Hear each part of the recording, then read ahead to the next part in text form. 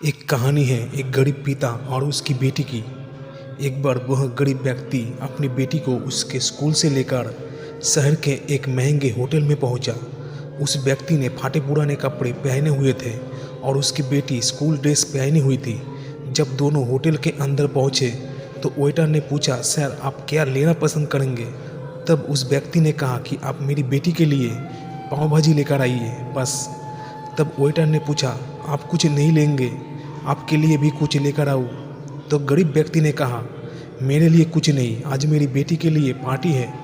मैंने इससे वादा किया था कि अगर तुम इस ज़िले में 10th क्लास में टॉप करोगी तो तुम्हें मैं सबसे महंगे होटल में पार्टी दूंगा, तो आप सिर्फ बच्चे के लिए पाव भाजी लेकर आइए। वेटर ये बात सुनते ही दौड़कर अपने मालिक के पास गया और बोला कि सर आपसे एक छोटी सी रिक्वेस्ट है कि आप मेरी सैलरी से पैसा काट लेना, लेकिन आज मैं चाहता हूँ कि उस बच्ची के साथ उसके पिता भी एक प्लेट पाव भाजी खाए, क्योंकि बच्ची ने पूरे ज़िले में 10th क्लास में टॉप किया है। वह गरीब पिता है, ज़्यादा पैसे नहीं होंगे, इसलिए कह रहा है कि सिर्फ बच्ची के लिए ले आओ। होटल के मालिक ने ये बात सुनकर मुस्कुराते हुए बोला, उसके पिता और बच्ची दोनों के लिए उसके साथ 4-5 पाव भाजी और 2-3 किलो मिठाई भी पैक करके लेकर जाओ। आज होटल की तरफ से उस बच्चे के लिए पार्टी है। जब वेटर ने 2 प्लेट पाव भाजी लेकर गया तो उस व्यक्ति ने चौंक गए और बोला, मैंने तो एक ही मांग गई थी, मेरे पास पैसे नहीं है। वेटर ने बोला, आज होटल की तरफ से आपकी बेटी हमारी बेटी के लिए पार्टी है। पिता और बेटी खुश हो गए और चले गए।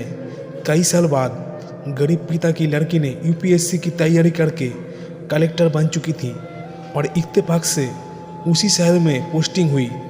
उस लड़की ने उस होटल में सूचना दी कि उस होटल में लंच करने आ रहे हैं। होटल के मालिक को पता चलते ही होटल को पूरी तरह से सजाया।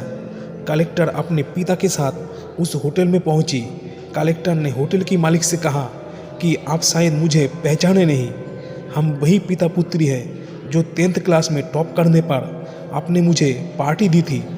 हम वही पिता पुत्री आज फिर हमारे तरफ से आपके पूरे स्टाफ को पार्टी देंगे, क्योंकि आपने हमारी गरीबी का सम्मान किया था। आपने उस दिन जो पार्टी दी थी मुझे बताया कि मुझे कितना ऊंचाई तक पहुंचना है, कितनी और बड़ी मंजिल को छूना है। आपने एक नई प्रेरणा दी थी और आज हम उसी प्रेरणा का एहसान चुकाने के लिए आई हूँ। वो मैडम ये सब कहते जा रही थी और आंखों से आंसू बहती जा रही थी। ये कहानी हमें सिखाती है कि कभी भी किसी गरीब का मजाक नहीं उड़ाना चाहिए। हो सके तो उसकी मदद करना, और अगर मदद ना कर सके तो मजाक भी मत बनाना, क्योंकि ऊपर वाला सब देख रहा है। बनना है तो उसकी नज़र में अच्छा बनने की कोशिश करो।